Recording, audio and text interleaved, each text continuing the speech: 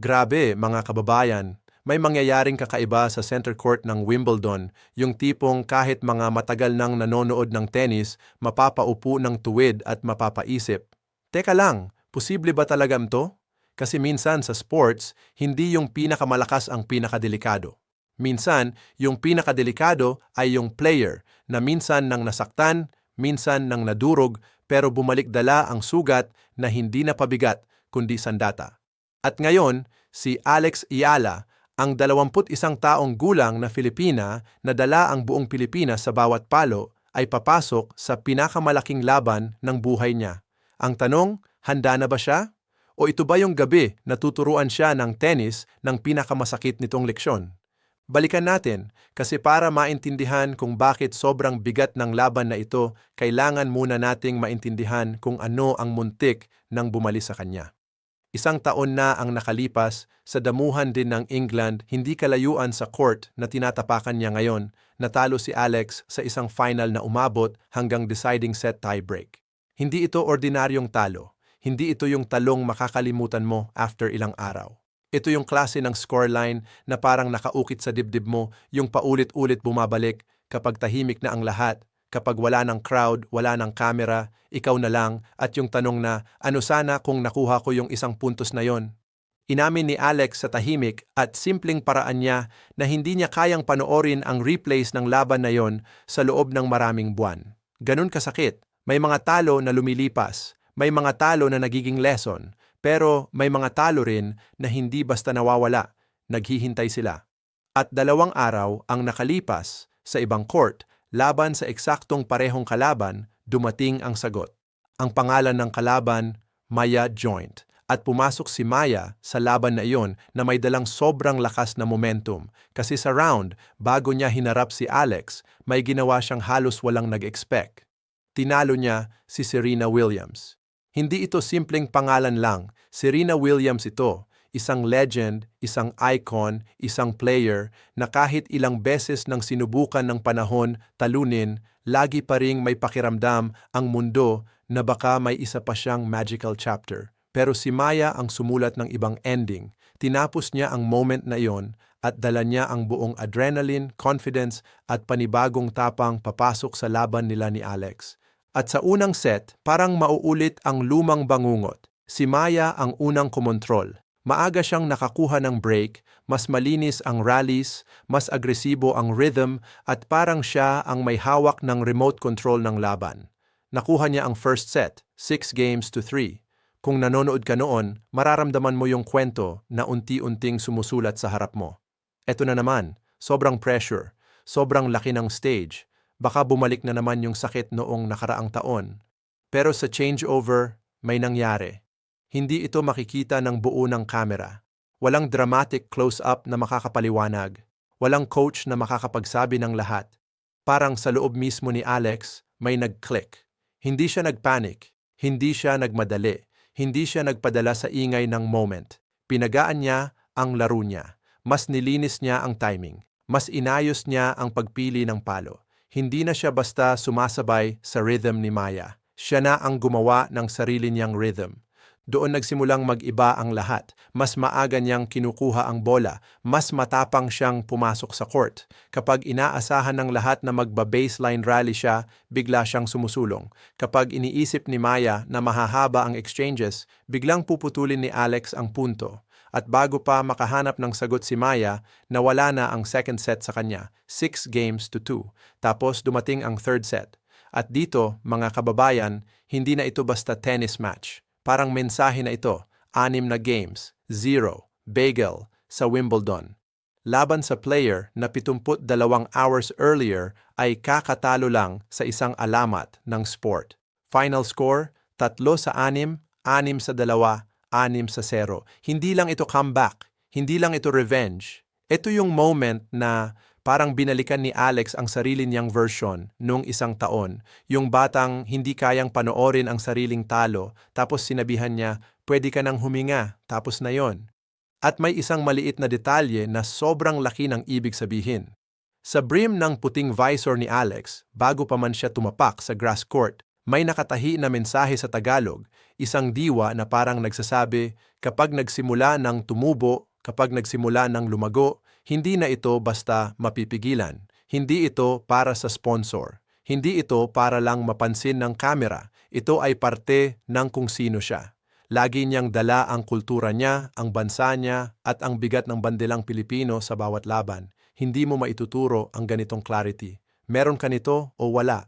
At ngayon lahat ng iyon, ang Birmingham title, ang back-to-back top 10 wins sa Berlin laban kina Elena Rybakina at Elina Svitolina, ang dalawang sunod na panalo sa Wimbledon at ang comeback na nagtapos sa isang 6-0 final set, lahat iyan ay sasalpok sa isang pangalan na sobrang bigat sa tennis world, ang defending champion. Ang babaeng nanalo mismo sa tournament na ito 12 buwan ang nakalipas. Ang player na kahit hindi perpekto ang season, kapag sinabi mong Grand Slam stage, kailangan mo pa ring seryosohin. Kaya siguro iniisip ng iba, dito na matatapos ang underdog story. Kasi hindi ka basta pumapasok laban sa isang defending champion at umaasang sapat na ang momentum. Hindi sapat ang hype, hindi sapat ang puso, hindi sapat ang crowd, at karaniwan, tama iyon. Pero ang problema, kakaiba ang taon ng defending champion. At habang mas tinitignan mo ang nangyari sa season niya, mas nagiging komplikado ang larawan. Nagsimulang magkalamat ang season niya sa Miami kung saan natalo siya sa opening match matapos pang makuha ang unang set laban kay Magda Linette, kapwa niya Polish player. Isang resulta na parang imposible isipin noong nakaraang taon. Pagkatapos noon, naghiwalay sila ng longtime coach niyang si Wim Fissette. Pumasok ang bagong team na nakapaligid kay Francisco Roig, dating coach sa camp ni Rafael Nadal, at ang inaasahan ng marami ay magiging mas stable na siya pagdating ng clay season. Pero hindi ganun kadali.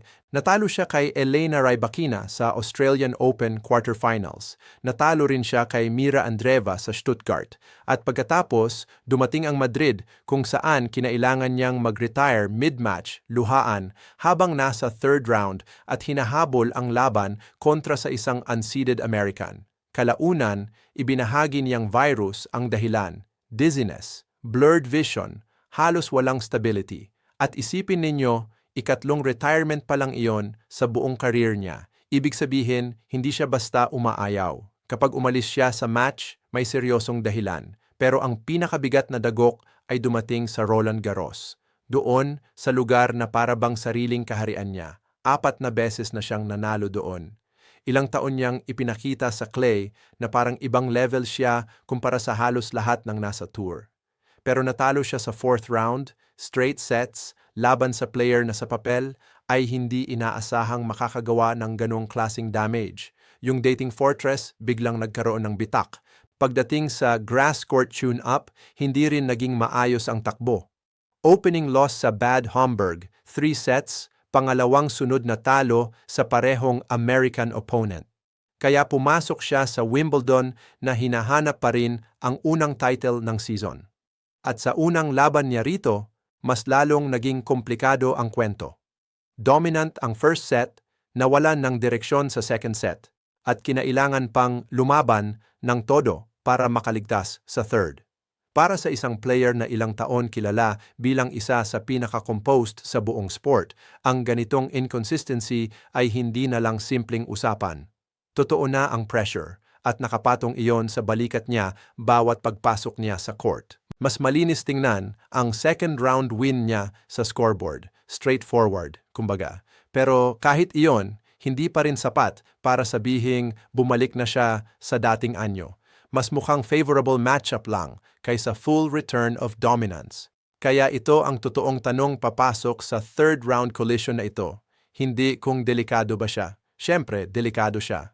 6 Grand Slam titles do not disappear dahil lang sa isang mahirap na season. Ang tanong ay, aling version niya ang lalabas sa court? Yung player na buong taon ay naghahanap ng rhythm at nawawala sa pressure? O yung champion na ilang beses nang bumangon kapag akala ng lahat tapos na siya? At dito lalong umiinit ang kwento kasi hindi ito unang pagkikita nila. 15 months ago, sa Miami quarterfinals. Noong hindi pa ganoon kapatunog ang pangalan ni Alex sa ganitong level, tinalo niya ang babaeng magiging Wimbledon champion sa sumunod na taon. 6-2, 7-5. Hindi iyon tsamba, hindi iyon lucky day lang. Nanalo si Alex dahil tumayo siya sa loob ng baseline, inatake ang second serves bago pa makahanap ng rhythm ang kalaban at hindi niya hinayaan na ang champion ang magdikta kung gaano kahaba ang rallies. Pero isang buwan pagkatapos noon sa clay ng Madrid, gumanti ang champion. Mula sa isang set down, nanalo siya in 3 sets, 4-6, 6-4, 6-2. Isang panalo para kay Alex sa hard court, isang panalo para sa champion sa clay. At ngayon, sa unang pagkakataon, maghaharap sila sa grass. At ang grass, mga kababayan, ibang usapan ito. Hinipantay magbigay ng advantage ang grass sa dalawang estilo nila. Ang pinakamalakas na sandata ng champion ay ang forehand na puno ng heavy topspin. Sa clay, napakasakit niyan. Tumatalbog ng mataas, kumakagat sa court at ninanakawan ang kalaban ng oras bago pa nila maset ang katawan. Pero sa grass, iba ang kilos ng bola, mas mababa ang bounce, mas mabilis dumulas. Ang dating topspin na bumubuga pataas, minsan nagiging mas manageable. Minsan nawawala ang dating bigat, kailangan niyang mag-adjust, kailangan niyang i-flatten ang shots, kailangan niyang gamitin ang serve bilang stabilizer sa paraang hindi niya laging kailangan sa ibang surfaces. At interesting dito, sa head-to-head nila, si Alex pa nga ang bahagyang mas epektibo sa pag-return ng second serve ng champion kaysa kabaliktaran. Maliit na margin lang iyon, pero sa grass, maliit na margin ang pwedeng maging buong laban.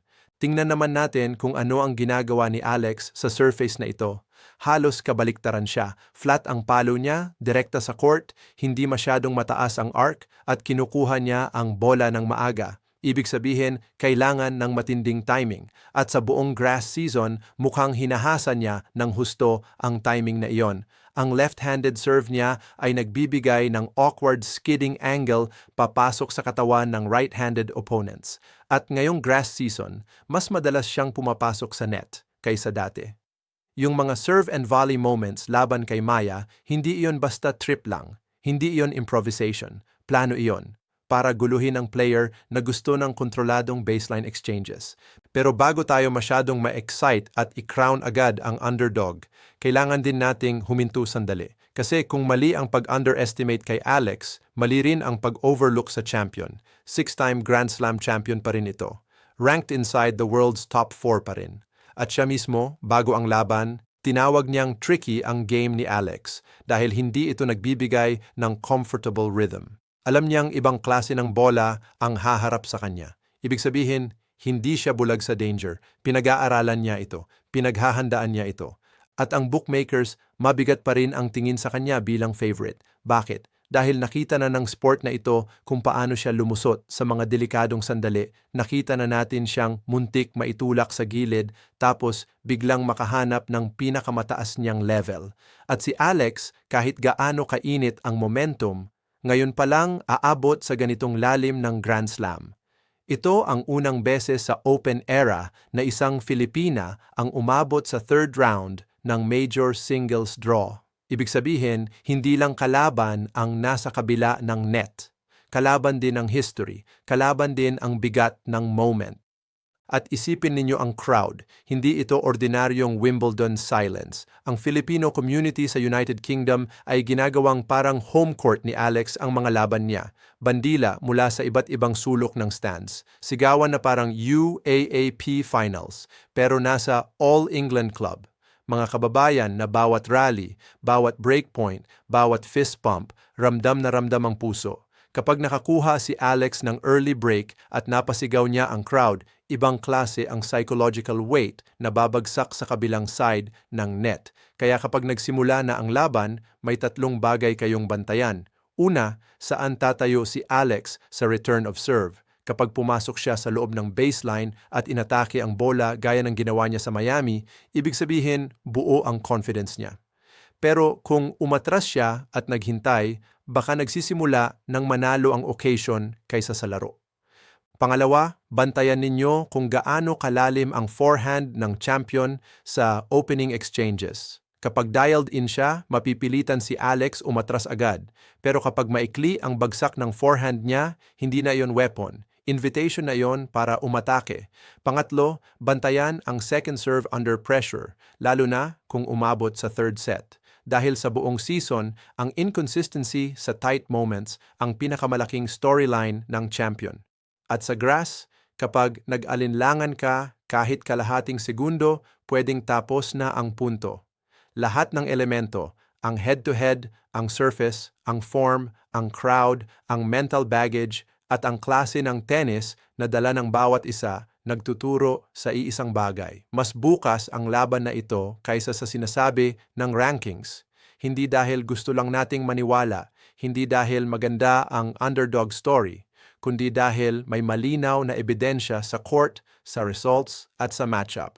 Isang taon ang nakalipas, hindi kayang panoorin ni Alex ang talo sa isang dangerous at unpredictable opponent. Ngayon, papasok siya sa pinakamalaking court ng buhay niya, dala ang memoryang iyon hindi bilang bigat kundi gasolina. Suot ang mensahe sa sariling wika, dala ang bansa sa bawat hakbang, at nakaharap sa isang champion na sugatan man, delikado pa rin. Kung ang pangakong iyon na kapag nagsimulang lumago ay hindi na mapipigilan, ay kakayanin ang pinakamalakas na pressure na naranasan niya, iyan ang isang bagay na hindi kayang sagutin ng stats. Kailangan natin itong panoorin dahil kung may gabing pwedeng magbago ang kasaysayan ng Philippine tennis, baka ito na iyon.